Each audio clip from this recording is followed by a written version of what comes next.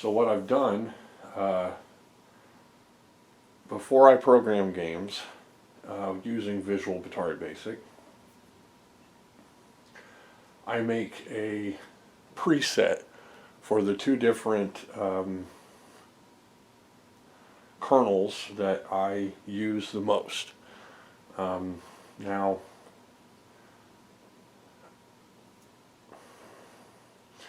there are several mini kernels. Okay, there's like a title screen mini kernel that'll give you like a high resolution screen in the beginning of your game, and it's, you know, somewhat costly in ROM space, but you get a nice, really good looking image. Okay, there's a text kernel, a mini kernel, that will allow you to add I think up to 12 letters of text per row, and I think a couple of rows. There's ways to set it up for more rows. Adding text to an Atari game, I don't know, that seems, well, it answers for one of the biggest problems with original Atari games, is that there was no font. Like, no one thought, hey, let's put a built-in font in this game. And who needs a font? You don't need a font for a Pong game. You don't need a, you don't need a story for a Pong game. Almost like a Arkanoid has a great big elaborate story, and it's like, or Columns has a big elaborate story. Or these games that have a game loads up a huge elaborate story, and then you're like moving blocks or flipping a switch or something. And it's like, you don't need a story for Pong. It's just two people sitting there playing Pong against each other. But Nintendo and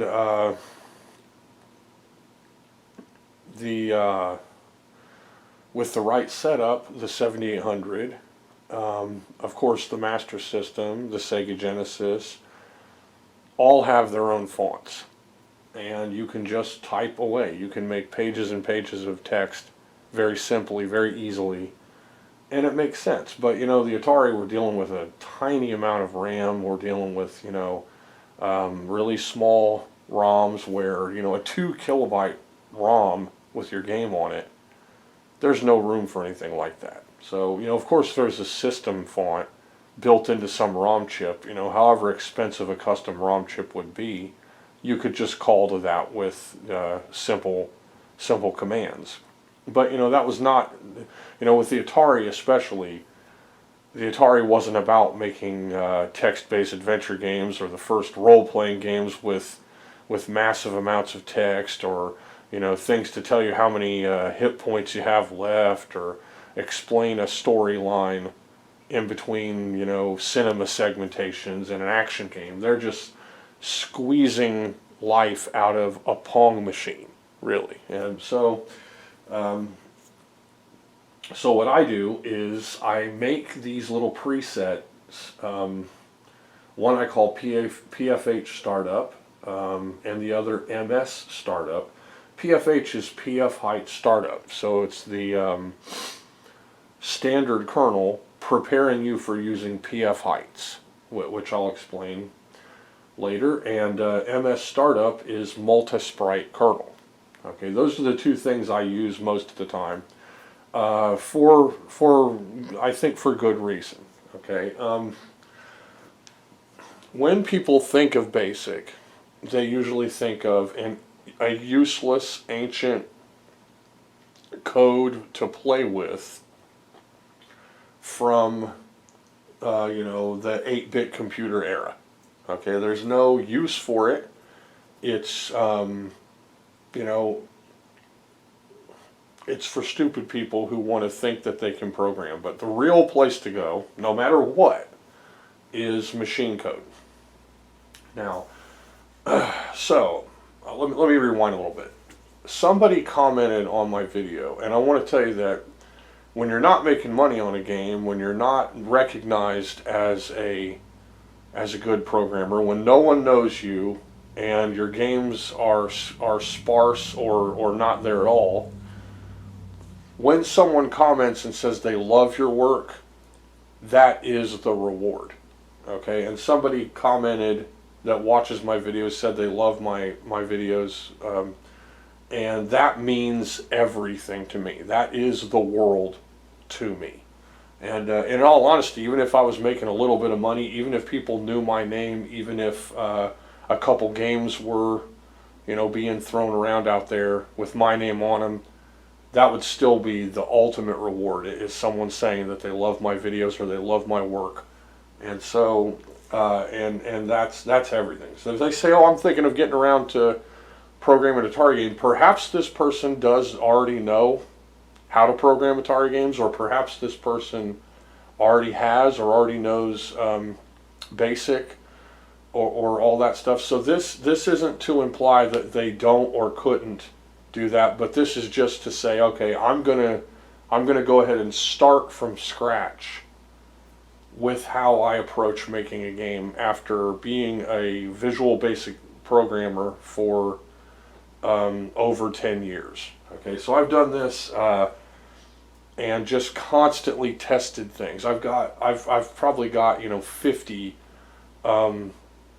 little demos of games that I start up, and really with the Atari, especially with this type of programming, once you've made a mock-up where things look okay on the screen, the next step is just moving those things around and programming interactions. So you really can do a lot with that when you start out. Now some systems, if you make a demo, then you could make something that is actually impossible to program on the system. But so you make an image.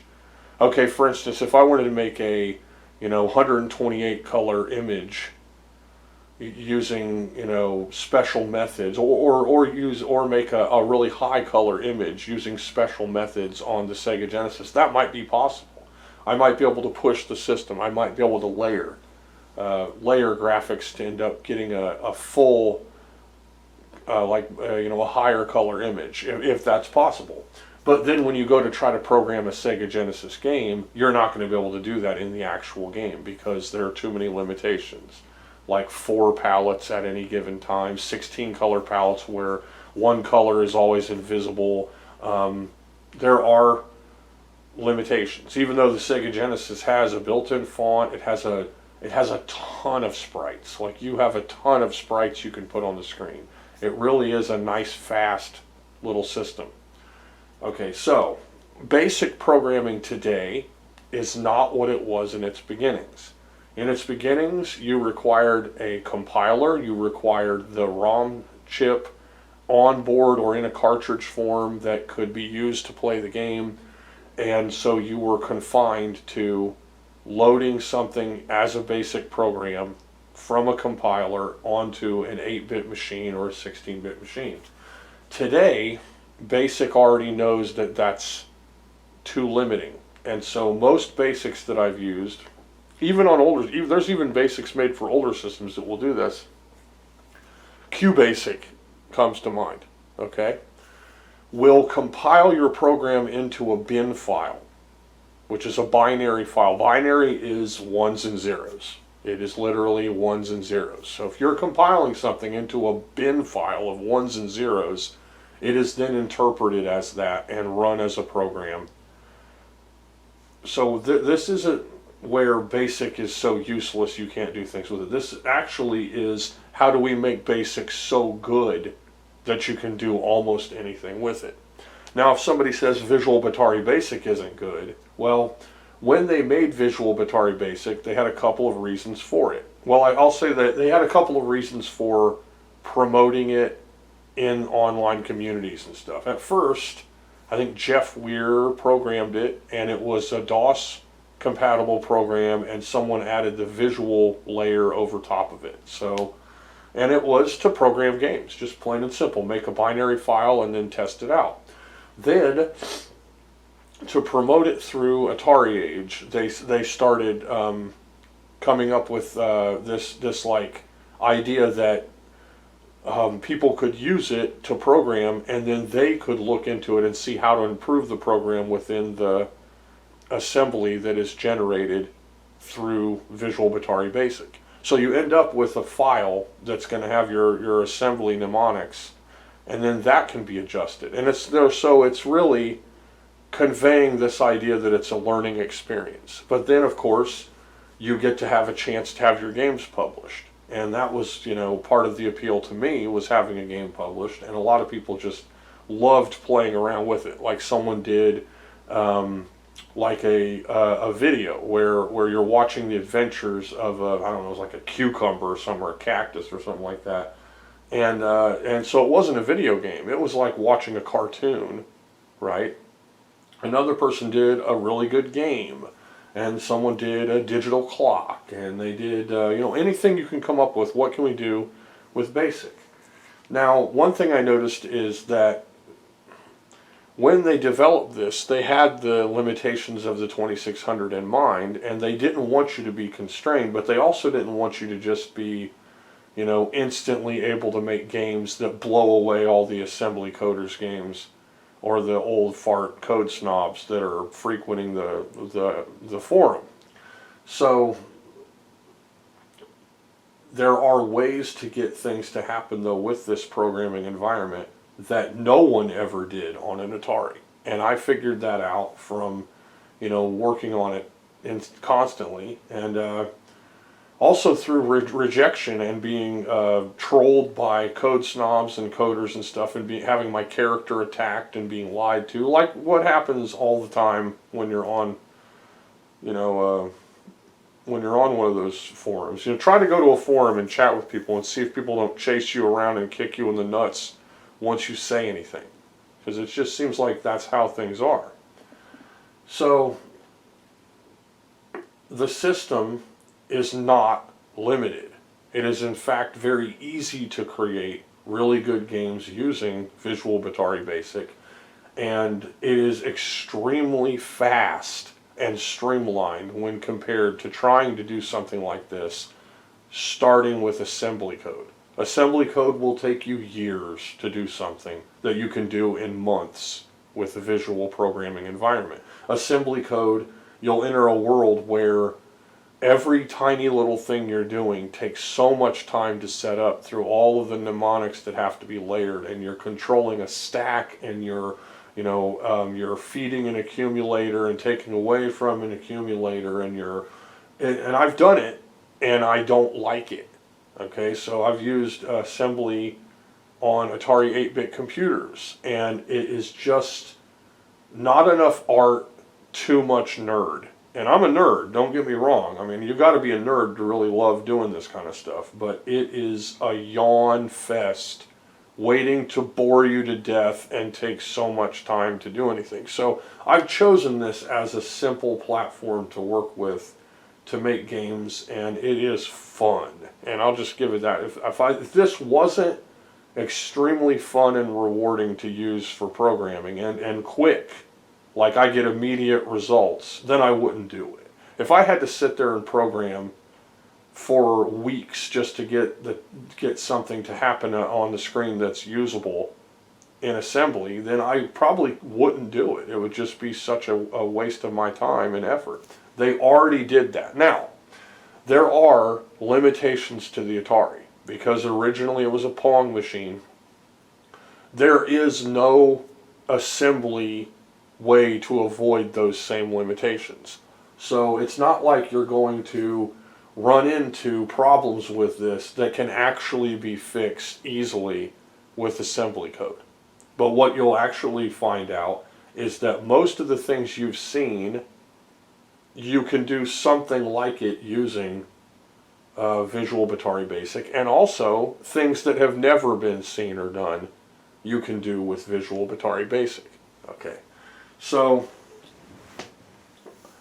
I start off with one of these startup programs, so just so I don't have to fill in all this stuff. But if we look here, my kernel options have already been set. Okay, when you program with Visual Batari Basic, when you program in BASIC and stuff, it's high-level code. It means that everything is up above the machine interactions, and so it takes some type of channeling and converting and interpreting to get it down into the low-level code. So, you might automatically think that the term high-level is a good thing, but in the case of programming and coding, it's actually bad, because it means that there has to be some kind of translation between that code to the machine. And even with assembly, there's a minor amount of translation, something called mnemonics, which are 3-letter codes for interactions. Okay, like, let's see, maybe like L, A, something, C might be load accumulator, or something like that, depending on, you know, what you're using. What this does is it converts the code into assembly, and then it produces a binary file at the same time. And then you can look in the assembly code and change it if you know what you're doing, or if you're ready to deal with that. Or you can just, like what I do, make video games quickly and easily using this language. So, there are several options that you can use, and these are detailed in the instructions. Whenever I program a game, I have the instruction manual open on the screen, and in the case of Visual Batari Basic, it is a HTML file that opens in a browser offline. Now, when they first did this, they made it so a browser can be enabled within Visual Batari Basic. So you can have Atari Age open in a browser window live while you're programming, and then you can say, hey, someone tell me what to do, here's what I did, and then they can go, oh, change this or try this. And so it's meant to be an interactive experience if that's what you're looking for. I always turn the browser off. I'm absolutely not interested in any way having some prick correct me all the time or act like they know more than everybody else. I don't want to give somebody a window to do that in while I'm trying to be creative. Okay, I'd rather mess up 100 times and figure out how to do it the right way than have somebody belittle me and berate me and inflate themselves through the process of trying to figure out how to get something done. So I'm different. I'm different than some, perhaps, with regards to that. Okay, so there are kernel options within each kernel. With the Multisprite kernel, there are no kernel options, but there are a couple of things to do within it that are exclusive to the Multisprite kernel. With the standard kernel, you do have options, and the options are a trade all the time. And when you read about those options in the instruction manual, you'll see what you can gain or lose from using those options. What I ended up doing after going through most of those options was omitting them, because you lose something that you can actually use in the program when you use most of those options. For instance, if you want rows of color for your player image, now this won't allow you to have like a sprite. It lets you have a player graphic where every line can be a different color, but you can't have more than one color on one line. So your character is made of rows of color per line going up the sprite. It's because of how the colors are drawn on the Atari 2600. Sprites didn't exist at the time. There were no tiles and there were no sprites. Okay, so you would put in the kernel options player 1 colors or player colors, and then that would let you define a color for each row of your player graphic. But it costs you the use of a missile. And that missile isn't just a little flaming stick of death that shoots at something. It can be, but that missile is actually a block of color that can be made to be any length across the screen from top to bottom, and a width from 1 to 4 or 8 pixels wide, and be the color of your sprite or your player graphic. Okay? You get 2 missiles in the standard kernel, and you get 1 ball. The ball is always the playfield color. The missile is always the player color. So if your player color is red, then its missile will be red. If your player color is blue, your missile will be blue. And if your play field is green, then your ball will be green. And the ball can actually be made to be any height from top to bottom of the screen, and it can be 1, 2, 4, or 8 pixels wide. There also is a built-in doubling effect that can be enabled with your missiles, ball, or player graphics.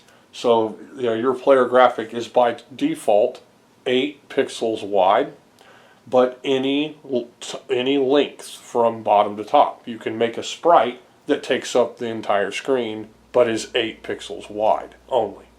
When you enable the doubling, your sprite ends up being 16 pixels wide, but it's actually, each pixel is doubled. So you can't draw more in there, but it makes every pixel a double wide pixel. And this will make a circle into an oval. Okay, it will make a square into a rectangle. It will make a thin character into a fat character. But it won't make the character any taller. It doesn't double upward. It only doubles outward. And then there is a second doubling that will actually quadruple the width of your sprite. Okay, and that can be for player 1 or player 2, which in the case of the graphics is called player 0 and player 1 in the standard kernel. So, PF heights does not take away any of those options. But what it does do is allows you to define the width of every row of your playfield.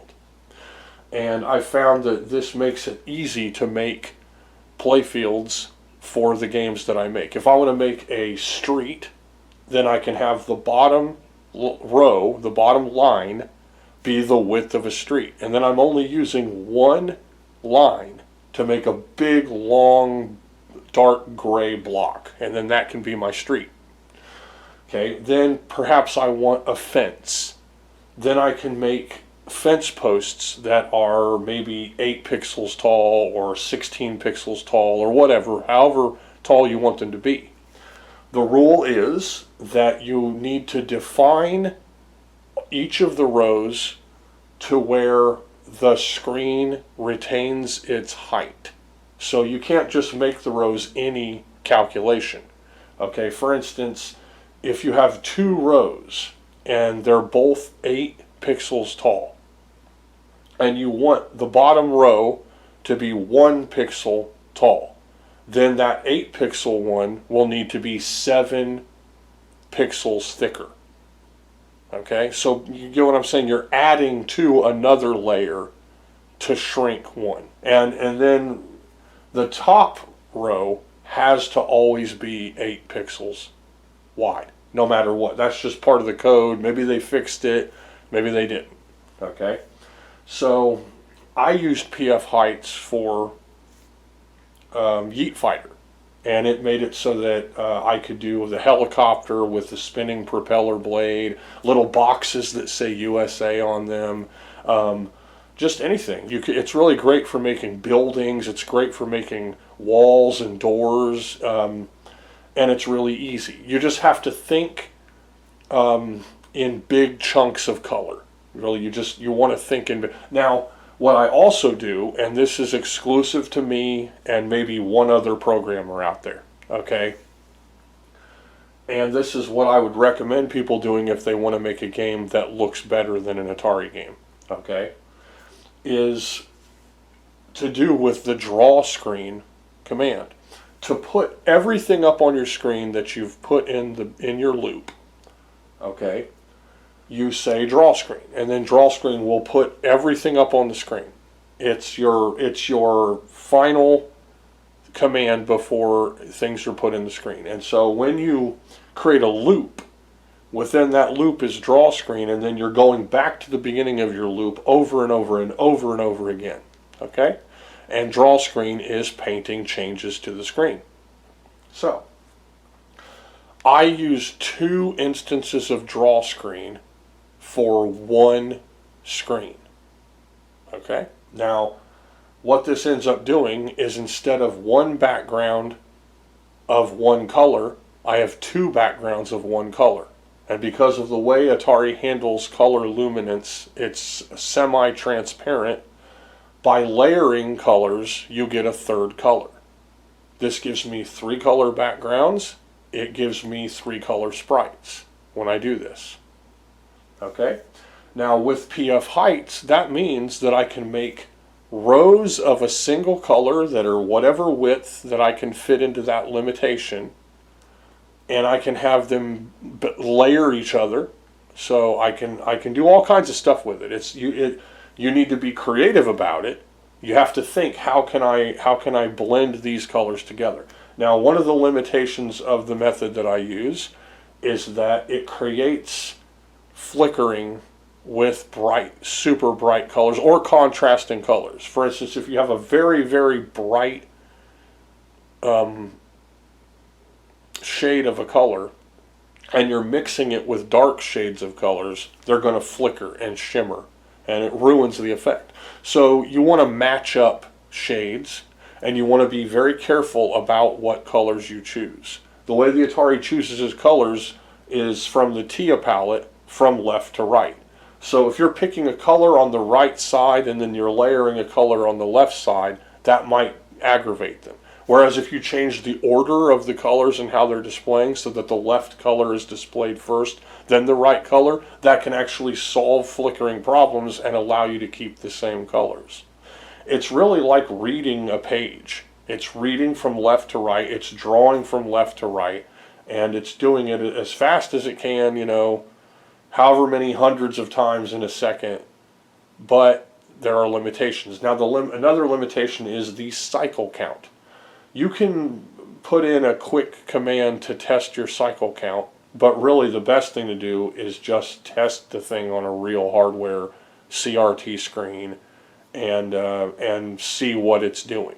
Because there are times when you're exceeding the cycle count barely, but you won't notice it on the screen, so it looks okay. And there are times when you're not seeing that it's being exceeded in emulation, but it is on a hardware screen, and you need to know that it's happening so you can do things to stop it. Jamming too much information in a loop will cause your screen to mess up. Okay, so it can only show a certain amount of things going on at one time.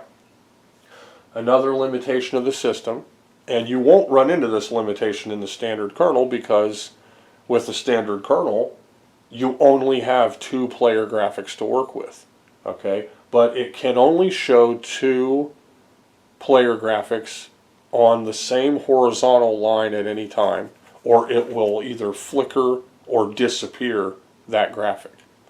Okay, now in the multi-sprite kernel you have 5 sprites to use, okay, and then a 6th one if you count 0, if I'm not mistaken here, and as long as you don't have them intersect the same horizontal rows to a degree, you can have them all over the screen, and that helps a lot for graphics. You need to layer the graphics properly, but you can have more sprites, and that's very important. So, but the limitation is where the screen is usually 32 bricks wide. With the multi-sprite kernel, it is 16 bricks wide, and the screen is mirrored, or the screen is doubled. Okay, there's a way to double the screen. I think I remember a way to actually omit the mirroring or the doubling, which is useful. Okay, so there are tricks to do with it. Okay, but for the most part, you're just getting a mirrored screen, and that can be fun. It really can, because it's easy to draw with that 16 chunk wide graphic, and there are also ways in the multi-sprite kernel to have a very thin line to draw your picture with. So it's extremely limited when compared to all systems that came out after it. But it's really, really fun to make things with it. It's like, I don't know, if someone said, I love the crayon drawing you made. You used all 512 colors in your crayon drawing, and you did it on this super flat, clean canvas, right? Okay, now here's what we want. We want you to do as good as you can, but you only have 16 colors, and you're going to use some old wrapping paper that we found. It's really like now you have to be creative within those limitations. Okay. Okay, so what did I put in these little startups? Well, let's look here. I've defined PF heights as my first kernel option. The inline rand optimization means that random numbers can happen without having to leave the loop or the bank that you're in. A bank is a group of 4 kilobytes. It's divided into 8 groupings. The 8th bank is always reserved for graphics. So no matter what graphics you put in your code, the actual data for that graphic is stored in the 8th bank. So you don't want to do much, if anything, in the 8th bank. Just leave it alone, and then that's the place for your graphics. When you compile your program, it will tell you how much space you have left in every bank. For instance, in the wrestling game I'm working on, when I click Save, Compile, here's a list. I have 2,900 bytes of ROM space left in bank 1. That's 2.9 kilobytes. And if you look down here in the banks that I have not used or only used a small amount, here's 4,052, that's 4 kilobytes left in each of the banks. Now, because I've added a lot of graphics, you can see that the 8th bank is being used up. Now, but if you look in the 2nd bank for this game, it says 3928. But that's actually where I am defining graphics. So not just here within the ring or the belt that's at the beginning of the game, but if I scroll down here to the 2nd bank, it just ate chips. So yeah, I've got chips in my mouth. Here, bank 2, I've got my wrestler. I'm defining the wrestler's color, his size or her size, the X location, this will change later, the Y location, this will also change later, and then here is the definition of that graphic. It is stored in the 8th bank. And so, if you look, there's almost no data taken up on the 2nd bank, even though as I'm scrolling through, it's a whole bunch of graphics. That's because the only thing that's really taking any space here are these little bits. Now, Colo P0, New Size, and Reflect Player 0, those aren't going to be taking up much space either because they're like transistor switches in processing. It's flipping a switch or flipping a bit. So those aren't going to take up room.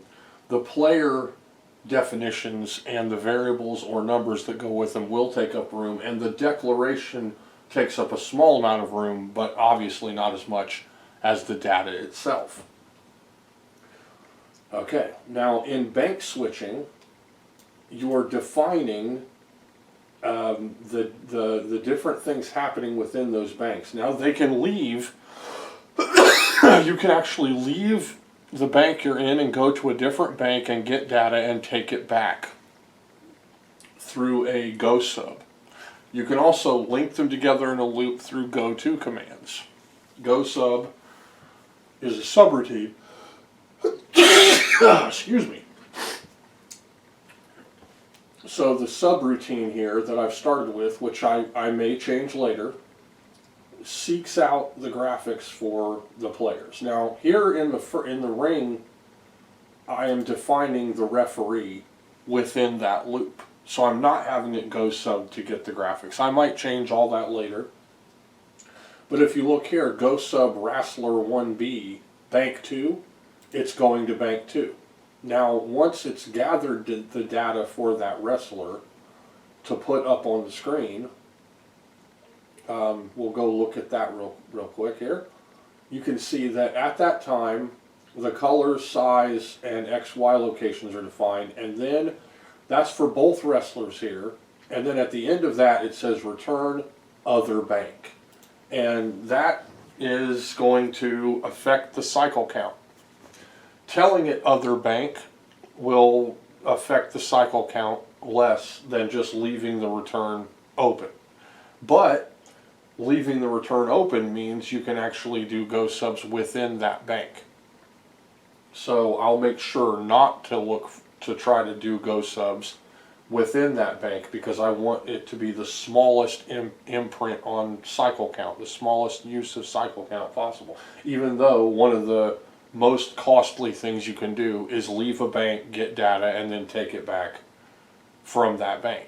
So keeping your go subs within a bank, though, is pretty much, useless if you're using many different banks, because you're going to want code, and then the code is going to take up a lot of space because you're defining all of the different things that can happen, and then you want that code to be able to reach out and grab graphics.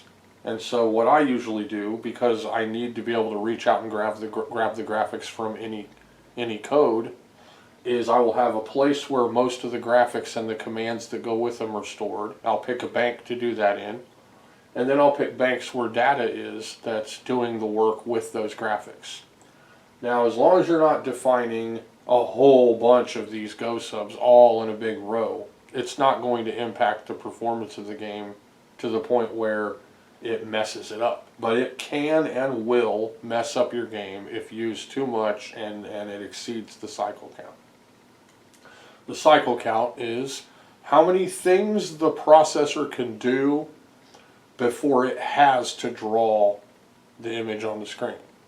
Now, when you're looping your game, your draw screen needs to be within that loop, or a draw screen has to happen after the data collected for that loop. Okay, your draw screen can be anywhere if you're reaching out for it. Now, in the case of Multisprite, the draw screen is actually prepared to happen when the background graphics are defined, because they're defined in the ROM. In the standard kernel, it can actually be anywhere. It can just be anywhere. It doesn't matter. You can leave the bank, go to a different bank, have data happening there, and then say, okay, draw screen. You can say draw screen within a subroutine and then go back to where the data was, as long as within your loop draw screen is happening. If you create a loop and draw screen is never happening in that loop, you're never going to see anything because nothing's being put on the screen. Okay, so with this multi-sprite kernel game, you can see all I have here is bank switch multisprite and multisprite for the kernel, and then 32K. That's it. Now, with Superchip, which you can emulate with a multi-cart, is emulated within Stella. All home systems emulate the Superchip for the most part, or it can be done with an actual Superchip, which is a 128-byte chip that can be installed in the PC board of an Atari game. All of those things are Superchip. Superchip allows for control over the width of your rows without mirroring the screen, which is what is required for the Multisprite kernel. So it basically gives you the resolution that you could get from the Multisprite kernel, but you don't have to mirror the image. And it allows, but it takes up, of course, twice as much or more ROM space to get your data for your background. So you want a really high resolution background image and it's not mirrored, get ready to only have a few of those in your game because they take up a lot of space. And it's always going to be a trade. Okay, so my loop starts, or my game starts here. It says, here's my definitions. I don't know if this is going to blur or not as I'm scrolling through it. Okay, dimensionals, or dim, are things that basically happen throughout the entire program. So anywhere where I use SC1, it's defined as the first two numbers of a score. The scores in Atari games are 6 numbers, and they can be used to control numbers independently of each other, or they can be used to count up and display a score. Okay. Now, so I have the dimensionals for each of the two sections, two number sections of the score. This first one is the far left, The second one is the next two numbers. The third one is the final two numbers. Okay? And I learned this from sources online, on Atari Age or wherever. Music pointer, music timer, and temporary audio volume have dimensionals with variables assigned that allows me to have music. Okay?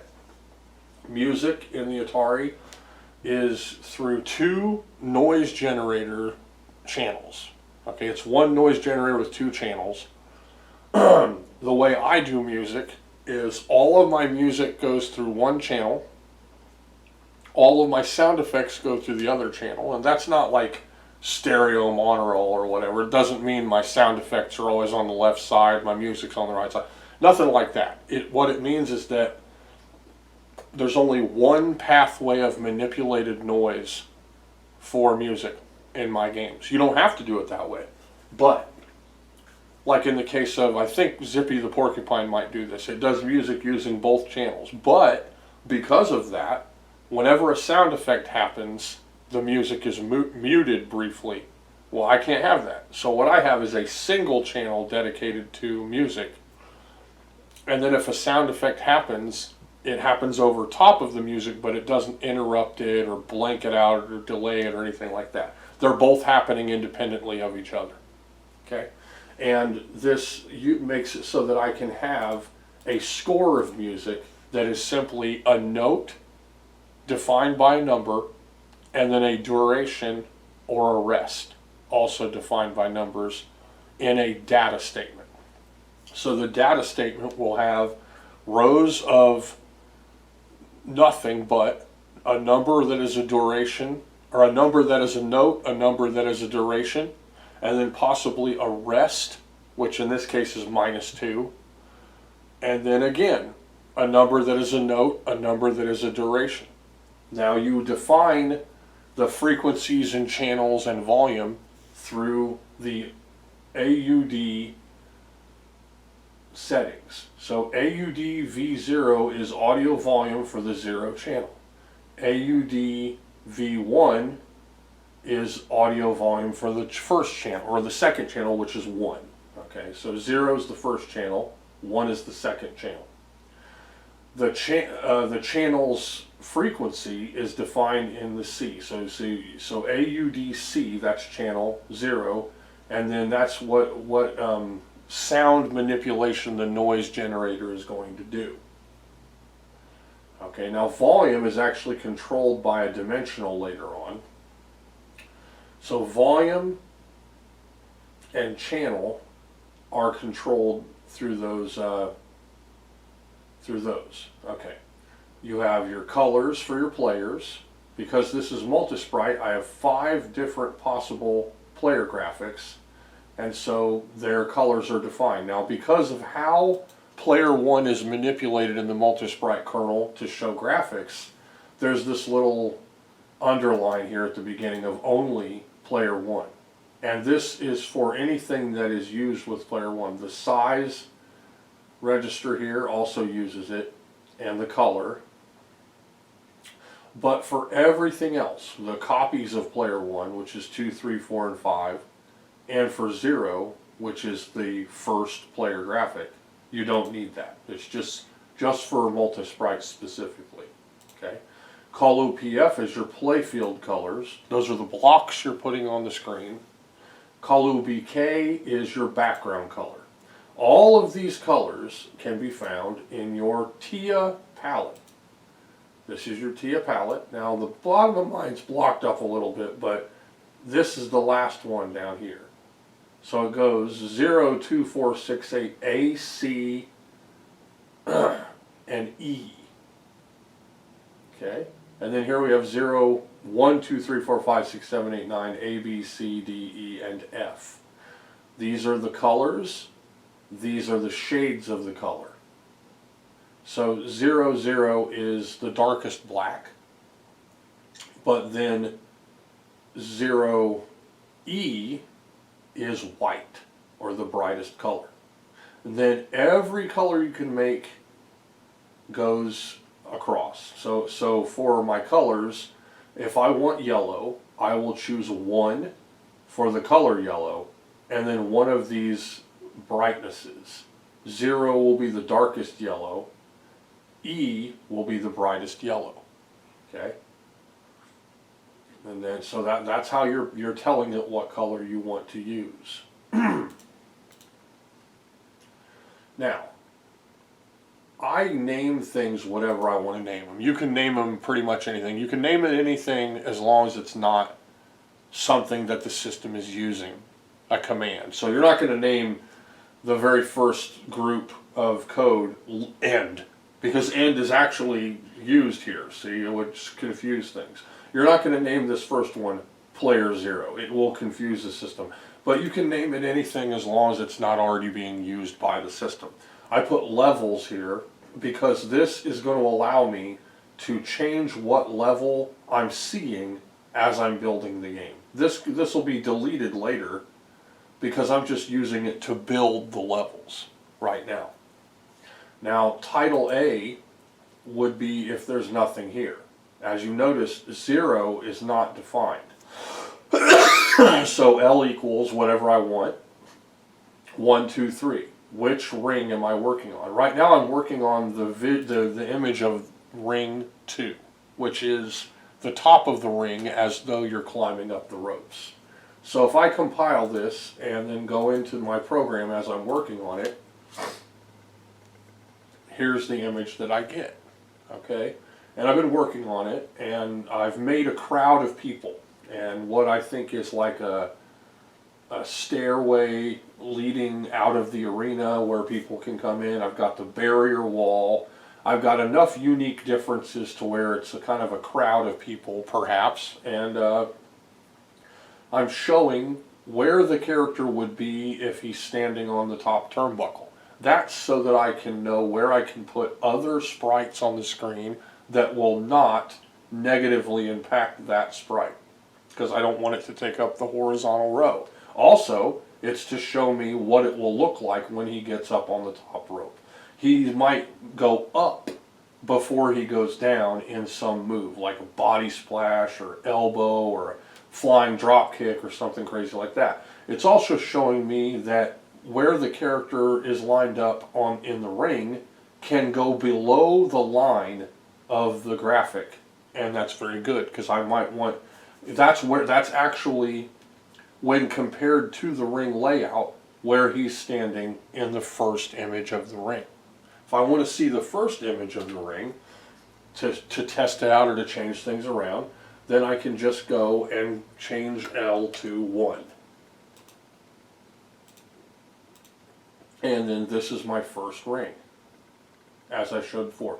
Now, because the graphics are set for that second ring, I'd have to change their XY coordinates. So you can see the effect here where one of the graphics for the player 0 or the player 1 character is being canceled out by the referee graphic, and one of the referee graphics is also being canceled out. That's because they can't be duplicated constantly like that and still be on the same horizontal row.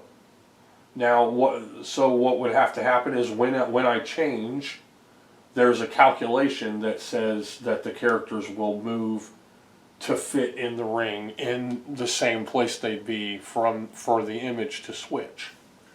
Okay, so their positions are actually set up for working on that second ring image. Okay, but I have the data written down or stored, so I can easily just put in the XY coordinates to put everybody right back where they're supposed to be. Okay, so I'll go back up here and change it back to, I'll change it to 0. Okay, this will start the game, just the way, like using the title screen. And here's my title screen. And I've made a slight change. I don't know if anyone can notice it, the tens of people who watch my videos, but I added an orange block from the ball sprite of one of the instances of the playfield to make the V have a little bitty divot at the bottom to make it look a little more like a letter V, so it can't be mistaken for a letter U. And let's see if I can show where that is. It's right here, right there in the graphic. Okay? And I might do things to try to make this belt look more gold. I might make it intentionally shimmery because it looks kind of orangey, but that's fine. You know, it's not too bad. I think most people would know right away that's a championship belt. Okay. So if I hit the button, it's going here. Okay, but again, the XY coordinates aren't ready for that. So if I go back up here and set it up to L2, L being my level. And again, this is just in the preparation of the game. This is so I can build and put together the game and get an idea of what it's going to look like as I'm putting it together. That has nothing to do with the final game, and that brings me to another point. When you're making these games, you're going to start out by making it as fat and bloated and redundant as possible just to get the framework done. And then you're going to trim away all of the bloat and redundancy and the fatness of it to get to that final game. So don't be afraid to fill in a whole bunch of, you know, repetitive code just to get things to happen. And later on you'll have a chance to fix that, to make it less redundant or to make it work better. But just getting the stuff up there on the screen, that's the important part at first, and then working with it. So how does my loop function within this wrestling video game? Okay, well, the title is kind of, we'll just skip over that. That's just a picture of a belt. So we'll go to Ring A. This is where the first image that might be interactive is happening. It draws the referee, but it also defines the playfield height. This is exclusive to the multi-sprite kernel, and it's making it so this first playfield graphic is 22 rows with nice thick blocky chunks. This is my ring. This is the post. This is the ring itself. Little feet. It is upright. The image can be just drawn as you see it, and it will be mirrored on your screen. It's not upside down, although the sprites are fed in upside down. This is the head of the referee. Down here is where his shoes and his feet are. Okay. Then it draws the screen. Then it goes immediately to the second instance of the screen. Here we see that PF height's been defined as an 88 row image. It goes subs for the picture, for the graphics of the wrestler. Here is defining some playfield definitions. This right here will make the ball 2 pixels wide, I think is what this little command here is going to do. My background color, my playfield color, and then the color for my referee. Call OP2. Here's the referee color, the location of the referee, and then what the ball is doing on the screen. It's actually, again, it's adding to the letter V to make it a little pointier so it doesn't look like a letter U.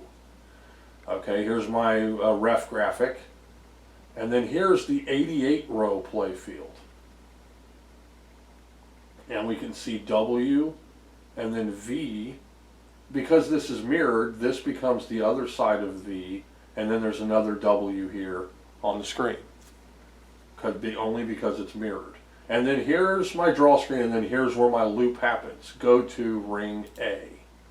So up here, all the way up here, Ring A. It's going back to here, and then it's doing this over and over and over and over and over again. Now, to make the referee move back and forth, I will use a variable for the X coordinate and a variable for the Y coordinate. Variables are everything when you're programming. A variable, in case you failed algebra or you left school when you were 16 to deal drugs or, I don't know, milk cows for the rest of your life. A variable is a letter that represents a number. And that's a simple way of putting it. But what it is an ever-changing letter. So now with 8 bits, the maximum number you can reach, which is the maximum number of combinations of bits that can be done with 8 bits, is 256. What this means is if you have 8 light switches that can be either off or on, there are 256 different ways to have those switches. Okay? And that means with the variable, counting the number 0 as a number, 255 is the highest number you can reach with a variable. You can change that. You can make it whatever you want. You can make it whatever, less or more. I usually make it shorter. Okay. Variables will be timers, counters, number placeholders, placements on the XY axes. They are everything in your programming. Variables are everything. They are that's what's changing all the time. They're constantly changing as your game's going on. Okay. So, okay, let's veer off for a second just for some fun. I heard some wise people say, I'm going to go ahead, I'll run this just for fun before I say this. Because this is something fun. This is something to digest while you might be thinking about making a game here. Okay. Someone said, what is the definition of insanity? Right?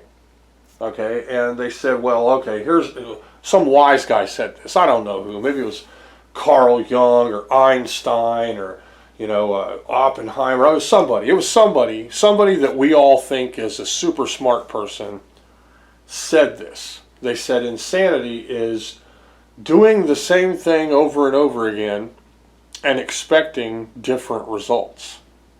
Right? Now, that sounds good on paper, doesn't it? That sounds good on paper. It sounds like, wow, that person's so smart. They came up with that easy way of defining insanity. Insanity is doing the same thing over and over again, but expecting different results. Bullshit. Almost everything you do in your life, in this world, doesn't follow that rule. Okay? For instance, let's talk about things. First off, you can pretty much name anything no matter what, and it breaks that rule. Okay. Walking. Walking is putting one leg in front of another over and over again. You're doing the same thing over and over again, and you're expecting different results. Well, you're getting different results. You're moving into the horizon. You're moving somewhere. Chopping down a tree. You're taking an axe, and then you're doing the same thing over and over and over again. You're expecting a different result. Eventually, you're going to get through that tree, and it's going to fall down. Okay? In fact, I would argue that nearly nothing in this universe follows that definition of insanity. So that is a stupid definition for insanity. I would say a better definition for insanity would be living in a state of delusionment, being delusional, right? Believing things that are provably wrong. That's where they come up with the statistics manual that they use to define mental health disorders.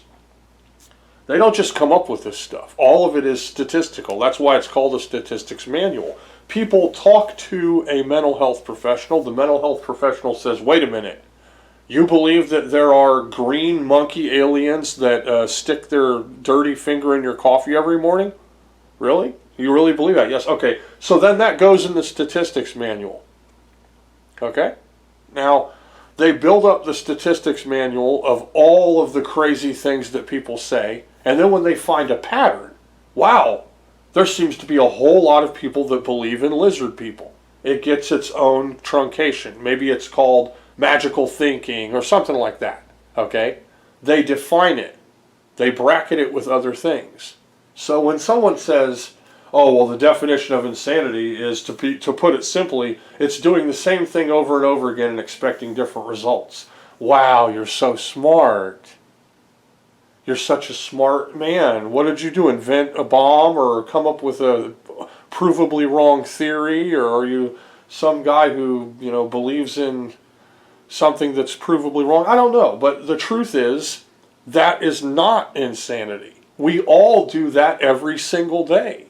We do the same thing over and over again, and by doing that, it changes the environment around us and then we get different results, don't we? Right? So when I eat food, I do the same thing over and over again. I take a bite out of the food, right? I expect different results. The food disappears and it's now inside my body. I would contest. Somebody name anything. If you're listening to this, the tens of people that might watch my stuff, name something that people do over and over again, expecting different results, but nothing happens. Because I would contest that when you do the same thing over and over again, eventually something different must happen. Okay? Now maybe we want to say, okay, in the world of the insane, it would be like punching an iron girder and expecting it to bend. No, it's not going to bend, but you know what's going to happen? Your knuckles are going to break. The different thing that's going to happen is going to be that the device you're using to punch the metal girder is going to break. So something is going to change. Something is going to happen. It's like saying that the guy who invented the light bulb was insane for trying it 1,000 times. But they said that, how do you feel about failing 1,000 times at making the light bulb? And he said, well, I didn't fail. I just discovered 1,000 ways to not make the light bulb. Right? That might even sound insane. But the truth is, insanity is not doing the same thing over and over again and expecting different results. In fact, if you do the same thing over and over again, you're eventually going to get different results, no matter what. And we live in a world where doing the same thing over and over again always yields different results. By that man's definition, every lumberjack is insane because he is hitting a tree with an axe over and over again expecting different results. He's getting different results. The tree's going to fall down. I breathe however many times in a minute, right? And I'm expecting to not suffocate because I'm breathing. Okay, if I don't breathe, I'm going to suffocate. I'm not expecting, the same thing to happen by not breathing. I'm in fact doing the same thing over and over and over again, and I'm expecting different results. By not breathing, I die. By breathing, the different result is that I live. Okay, so I don't know where smart people come up with these definitions, but I just have to call that one out as for shenanigans. It's BS. The definition of insanity is not doing the same thing over and over again and expecting different results. It's having a delusional mind, and then it affects your interactivity with society, right? Like if you think that invisible monsters are hunting you and so you have to fly off a building to escape them, that's probably insane. That's probably insane. I don't know how that would fit with the description of doing the same thing over and over again and expecting different results. I've actually come to the understanding that if you do the same thing over and over again, you're going to get different results, no matter what it is. I challenge anyone. Tell me something where if you do it over and over and over again, you will never get different results. I don't think any of that exists in the physical universe.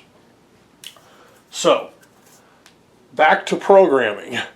Looping is doing the same thing over and over and over again and expecting different results. And you're going to get different results. Why? Because of variables. Your variables are going to be set up to change things. As this screen is sitting there, a variable will be prepared for the XY axes of both of these characters. Now, the variable that controls the character will also be tied to a joystick. So I will say, if joy 0 right, then variable equals variable plus 1. Then that same variable will be the x-axis of that character. So when I press to the right, the variable goes up, but also the x-axis of that sprite goes up. He's going to move to the right. That's a simplified version of what could be done. I wouldn't actually recommend doing that exact thing. What I do is I use a variable for the controls, and then that variable can be used to affect everything else in the game. Okay, I can have a variable tied to the right direction on my joystick. Then I can make it so that variable makes the character move, makes a person in the crowd yawn, makes the colors in the backgrounds change, and makes the other character move towards me. I can do all of that just with that one variable. So I would not recommend tying the joystick to only one thing. So there would be probably a different variable then that controls the x-axis, a different variable that controls the y-axis for that sprite or for that player graphic, and then a different variable even still that is for all of the directions of the joystick.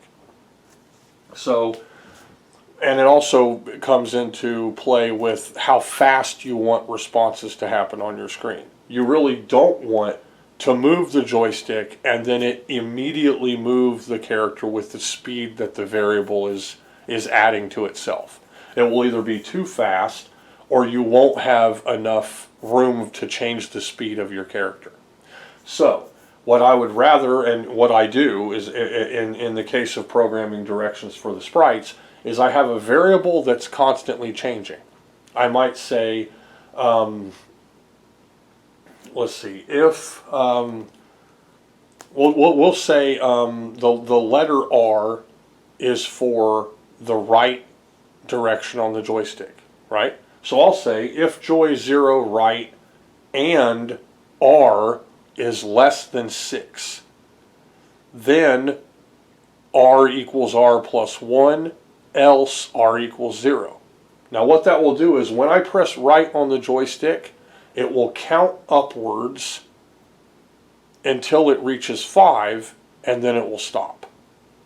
And what that will do is give me a variable to work with that will can control anything. I can have that variable actually control anything. And it will give me a little soft space where when I press the joystick, there is a infinitesimally small but still perceivable comfort zone before things on the screen actually start moving and taking place. If that wasn't there, things would be either too fast or you'd be stuck in an uncontrollable type of speed for all of the things on the screen. So that might be hard to understand at first, but once you've done this a few thousand times like I have, then you're like, oh God, how can I fix this? Have variables for all of your directions in your fire button, and then you can use those variables to work with everything else on the screen. Now I haven't put joystick controls in this yet. And so, use the instruction manual that comes with Visual Batari Basic. And when you do, don't be afraid to just skim through it and look through everything. Creating a loop is how your game is going to be on the screen with the draw screen command. It's going to say put everything that's happened on the screen. When you do graphics, there is a really cool program called the Graphics Converter. You open this, you can open a file, turn it into a playfield or a sprite, and then create a basic here code to then copy and paste into your program. I use that. I use it because the method that I use to create graphics, it's very easy to do it with that. I don't have to actually draw by hand the data. I can draw it using a paint program. When I draw it using a paint program, though, I use a special process that is ultra nerdy, okay? And I'll go ahead and show that process.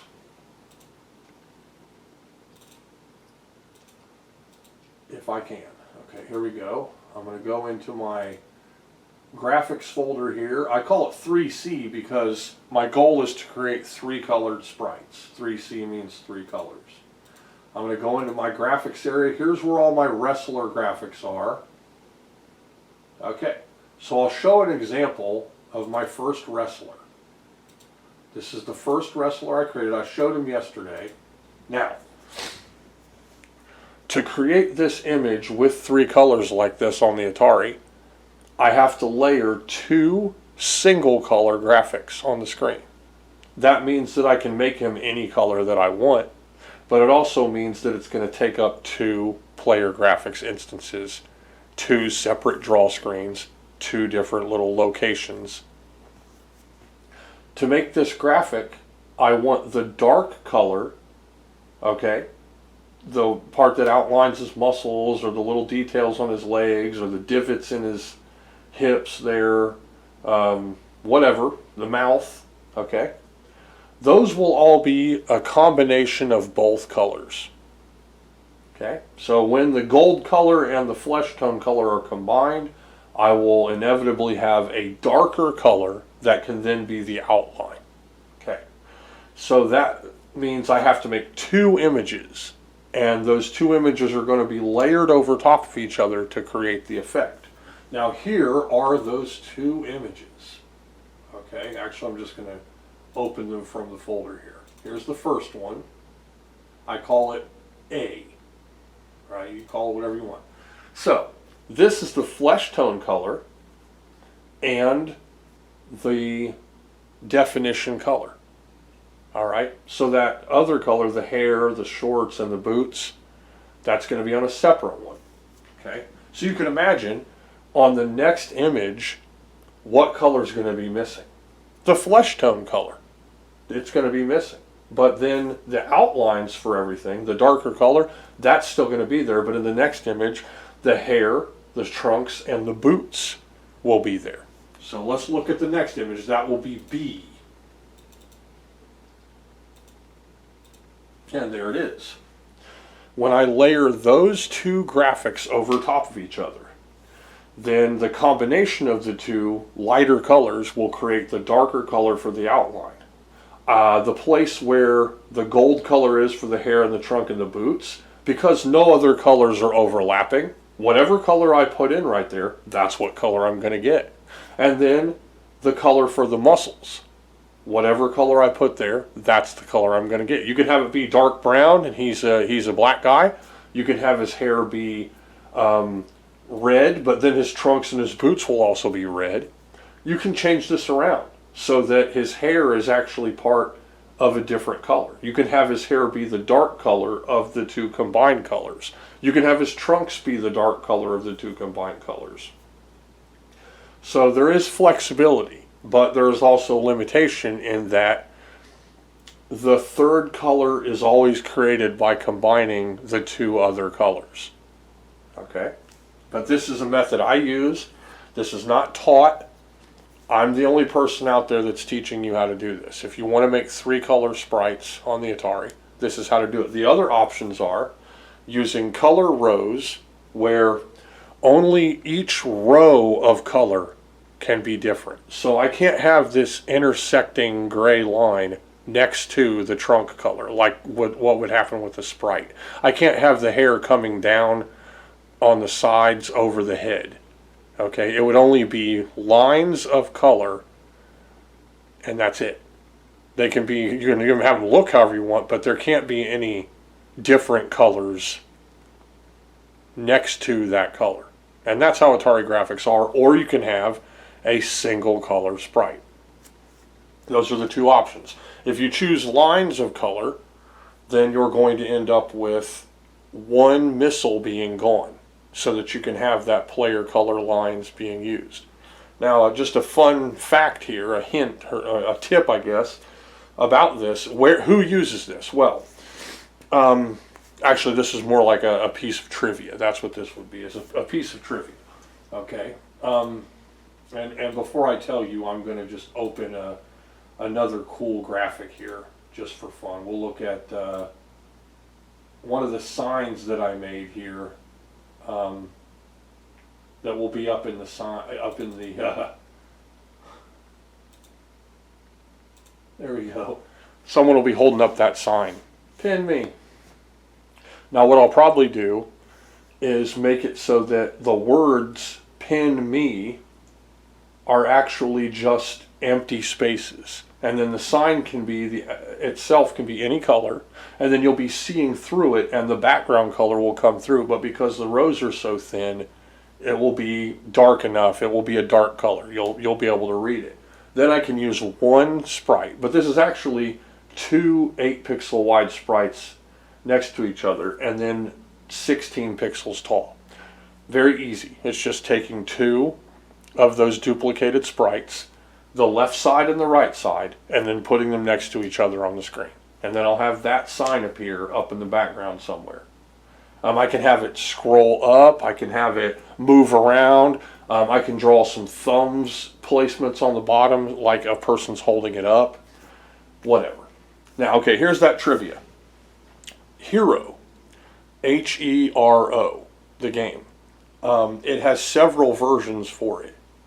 If you ask people to tell you what the best version of Hero is, most people are going to say something other than the Atari 2600, even though that might be the first system it was ever released on. I'm not sure. I think it is. Now, in Hero, you have colored blocks. You have...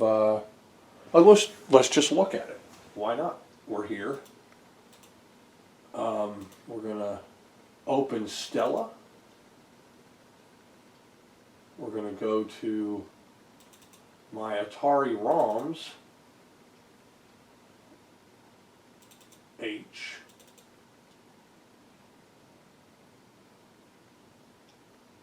Hero. All right, now we've got big blocks of color, the number of bombs you have your character graphics, you have your enemy graphics, and then the person that you save. Now, in all the other versions of Hero, there are increasingly more details in the backgrounds. The backgrounds have little dips and divots and graphics and make it look more like a cave with some randomness to it and some variety, right? And this is the only version of it that has just big, clearly defined, blocky chunks as the graphics, okay? And so most people will think this is the inferior version of the game. But what this game does have that most, if not all, of the other versions of it are missing. The 8-bit computer version I don't think has this. The newer versions of it don't have it for whatever, the Commodore systems. I don't know. I really don't know if any of the other systems have this. The ColecoVision. There's several versions of the game made. But what this game has that virtually none of the other versions of Hero has is gradient color for all of the bad guys. If you look at the bad guys in this game, the bat or whatever it is, they will have there rows of increasingly brighter or darker color up the player graphic, the enemy graphic. No other version has that. All the other versions of this game have either single color or like one or two color bad guy sprites. But this actually has like dark brown, a little bit lighter brown, a little bit lighter, lighter, going up the entire enemy, giving it more color than any other version of this game. I also like that the character is large. The blockiness doesn't mean anything to me. I'm not looking at this going, oh, that's too blocky, it doesn't look good. It's fine. It looks great to me. I think this is the best version of Hero. There are ones that have better looking backgrounds, of course. And there are ones that have, arguably better graphics all around. But this one has good looking graphics. Everything's functional and perfect. It has cool explosion sound effects. And also, it has multicolored bad guy sprites where they're almost shaded. Okay? Now I kind of wish I could pause this. I don't know, maybe, let me see. See if I can do something here. Okay, I'll start the game. I can't start the game. Select. Why can't I start this? There we go. Okay, here we go. Oh, that's the laser. It's down. Okay, here we go. Okay. Here we go. Let's look at that guy. I'm going to zoom in on it for you. That little spider thing or whatever it's supposed to be a giant spider, I guess. He is dark brown, a little bit lighter brown, a little bit lighter brown, a little bit lighter brown, and then a web coming up, right? That shading effect, to the best of my knowledge, is not in any other Hero. It doesn't exist in any other version of this game. Okay, so let's do another. Just blew myself up, of course. But the wall's gone. All right, here we go. There he is again. I want to find another one real quick. Okay, here's the bat. Now let's look at the bat. He has different colors. It's like there's a little bit light brown at the tips of the wings, so that as the wings are flapping, they're defined better. So that's something you can actually do with the Atari. You can make a shading effect with your graphics. Okay? But in the case of Visual Batari Basic, it costs you that player one missile. And however, if you're going to use that missile for something, then you don't want to use that effect. Right? Here's my hero game that I made. Me and my son were going through this and changing as much as we could with the graphics. I made him a jetpack instead of helicopter.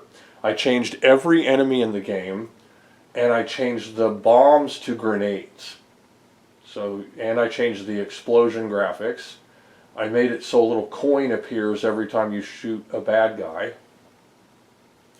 I changed Activision so it says A Vision, and I put my name on it, Papa, but it says 1984. I didn't make this in 1984. So this is a complete redraw, other than the level graphics, of Hero. And I call it Jetpack Hero. We just did this for fun. You know, you can do this using the Stella emulator. You can open it, and when certain graphics have been loaded, you can draw. I redrew the little character that you save. So it's just something fun to do. But, you know, I used that same shading, of course, because why would I want single color sprites when I can actually have multicolored sprites in the game? So even though the effect is not like desirable today, once you've got tile graphics and sprites, it is an effect that can be used, and it works, right? Okay. So what I'm doing with this game, I'm calling it NWA just because NWA is my favorite wrestling. This is not NWA, it's actually WVW. What I'm doing here is I'm trying to make a crowd that's going to have signs popping up. I'm going to put in sounds of like the crowd cheering and stuff or whatever. White, adjusted and manipulated white noise kind of sounds from a crowd. The wrestlers are going to be able to grapple and do different moves. What I'd like, really, is for it to be able to be a two-player or a one-player game so that two people can wrestle against each other. I think that would be awesome.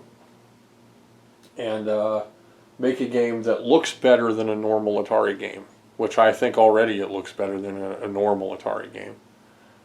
So, just some, you know, guidelines on programming using Visual Batari Basic. It's better, in my opinion, to come up with your own game from scratch. Always have a notebook or a notepad, a pencil. Always have your graphics opened up to use. Always have your instruction manual HTML file open, ready to flip through and read. Don't be afraid to make little starter programs. That way, if you want to start, once you've figured out kind of the pattern you're going to follow, all you do is just open one of those. What I do is I copy the folder and then paste it again and then rename it and then also rename the file. Then I just have a fresh starting point. And then I've preserved my old startup folder with the file, and then I have a new folder renamed and a new. That's what I did with this one. That's what I do with my games. I have a little preset, and then I just copy paste, rename it to what I'm going to be working on, and then I just jump in and I start. The very first thing I do is I draw pixel art. I draw pixel art for what I want to be in the game. The next thing I do is I create a play field or a background. And then I do a mock-up. This is the mock-up phase. And eventually, after I've got each of the screens that I'm going to see, I'm satisfied with the mock-up and how it looks and what might happen in it, I'll start to gradually program interaction, moving the characters and interacting. And after all of the interactions are programmed and I've got a semi-functional game, then I'll start to eliminate redundant code. I'll start to change the placement of code and things to make things streamlined. And I'll begin testing the program on a television so that if I need to change colors or change aspects before the game is really fleshed out, I can do that. Okay, but I would recommend trying to make a game that you come up with completely rather than copying other existing games. Now, there's nothing wrong with that, but everyone's got a Donkey Kong, everyone's got a Pac-Man. There's a dozen versions of Frogger. There's a dozen versions of Burger Time. There's a dozen versions of so many different games. And to program those games, you're going down a road that's a little bit different than coming up with your own brand new thing. And you could even say what I'm doing isn't, entirely original. It's like I'm kind of taking bits and pieces from a few different wrestling games to try to come up with a good one that's unique and that's good for the Atari. But I think that when you first contemplate the limitations using this language and what you're getting ready to delve into, then you'll have an easier time making something, knowing those limitations, than taking something that already exists and trying to redesign or rebuild it. Even though I do that. I do the same thing. I come up with a game and it's, piggybacking and coming up with your own original angle on something is different than making a new instance of that thing. So if I make a game where a guy's running along, jumping over things, and he saves the girl, that's not necessarily Donkey Kong, right? But if I make a Donkey Kong clone where I want it to look and play and feel just like Donkey Kong, well, get ready to jump in the pool with a dozen other guys that are doing exactly the same thing. There's nothing wrong with that, but I think that, that's been done, obviously, and the game that you're about to make, that's straight from you, that you've come up with completely, that hasn't been done yet. Okay, so have wrestling games been done? Yes, but this specific one has not been done yet. I'm not copying. I'm not saying I'm going to make pro wrestling for the NES only on the Atari. That's not what I'm doing here. I'm making something that I want to be better and at the very least different, and I want it to be like the best looking and best playing one for the 2600. Okay, when you make a game, draw pictures, draw an image of what you want to see on the screen, and then try to make a mock-up of that. Draw some pictures of characters you might want to see as Atari characters. Come up with an idea for a game that you might like to play, and then think of the limitations. Okay, where you're like, oh, I want to have, dozens of ninjas. How can you do that? You can only have, 5 or something. But actually that's not entirely true. You could probably figure out a way to have dozens of them. But when you come up with an idea and then you try to flesh it out, that's going to open up that learning experience. You're going to learn all kinds of stuff. After you've done that, after you've made your own original stuff, whether piggybacking or not, whether completely original or not, once you've done that, and you've delved in, tried to find out all the different, I can do this, I can't do that, and everything, then you'll have the skill set to say, okay, I'm going to make Donkey Kong, Burger Time, Berserk, whatever. I'm going to make my own version of that specific game. You'll have enough experience under the belt, but it's both more rewarding too, and a better learning experience for you to make your own original thing to start out with. And it does help. It helps out a lot. Mirroring seems like a limitation at first, but then you realize that it's happening all over the place in endless video games that you always loved. So mirroring the graphics isn't really bad. Trying to figure out how you can make a good game work with only 2 working sprites. That's a lot of fun. That's how it was with Yeet Fighter. I knew I could only have 2 moving, interacting character sprites. And the missiles really came into play with that. Because remember, you're stuck with an 8 pixel wide character. So how do I make his arm pop out to punch? I can't instantly make him the same resolution of a sprite and have his arm out. So what I did was made the missile sprite, which was the color from each of the layers of sprite graphics, pop out. And I designed it so that they were layered to look like there was an outline or some knuckles or a foot sticking out or something. So all of the kicks and punches are missiles that were lined up to look like an 8-pixel wide frame of animation of a kick or a punch. So I'd have them poised like their arms coming out to punch, but there's no arm. Then I'd put the missile up there to be the arm. Okay, so and that was a creative hurdle that I had to get over. How can I make these guys punching and kicking in a game where your sprites are always the same width? You can't just instantly make a 16-pixel wide sprite and then it looks as good or looks. You can double its width, but then everything is a twice as thick chunk. You know, it doesn't really look as good. So those limitations are both inhibiting, but also empowering, because you're bracketed. You know there's only so much you can do, and it's like you know, getting water from a stone, I guess. It's like it's getting as much as you can out of something and making it like it's not even supposed to be able to do that. When I look at these graphics for this game, I think the Atari's not even supposed to be able to do that. I know too much about the Atari. It can't do that. I'm making it do that. Okay, so that's from learning the ins and outs of the programming language. And also another point would be, you know, don't change horses midstream.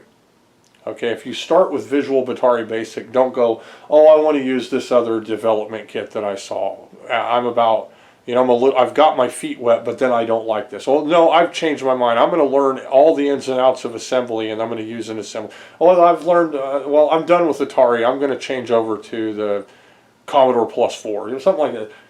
Get on the horse, ride the horse till you get to the destination. Don't change horses midstream, okay? If you choose Visual Batari Basic, don't give up because it's hard. Get it, work with it until you actually know all the ins and outs of it. And that's what I've done. I've gotten to where I really know most of what can be done with it to get different results for what you're trying to do. Okay, so hopefully you'll try. The programs out there to download, there's endless advice out there. There's good and bad advice. There's endless games out there that people have made. None of them look as good as mine. But there are really good games out there, like Spies in the Night. That's a fantastic Atari homebrew game. Carrot Kingdom is excellent, really good game. There's so many good ones I can't list them all. There's just so many good ones out there. And so you can do it. You can do this. It's really not that difficult. It's a lot of fun. It's a lot of fun to get in here and actually flesh out games and make graphics and stuff. I love the pixel art aspect of it. Now, I love that pixel art that I can get from the Atari. This looks better than anything I ever saw on a 2600, and I just really love it. So it is rewarding for me, even if it's not monetarily rewarding for me, even I'm not getting a bunch of attention. It feels good to be able to do this. It's like I get to make toys, endless toys that I get to play with, and I get to decide what they can do and how I can play with them. So yeah, it's a big toy box just full of anything you can come up with, and you get to do it. You get to make your own stuff. And there are programs like this for the Sega Genesis, the Master System, the 7800. The 7800 Basic is absolutely excellent with tile graphics, better looking sprites, really, really fun to program. Let's see, Basie Azores, I'm probably pronouncing that wrong, but it's the same, only with Sega Genesis. Really easy, really, really fun, immediate results. You're going to get results very quickly. And learn the ins and outs of it. It's every bit as powerful as any other programming language that you could use for the Genesis. It creates binary files. You don't need a compiler or anything crazy like that. You're not limited by the language. You can use all of the aspects of the system. So it's definitely rewarding from a creative standpoint. Very enjoyable.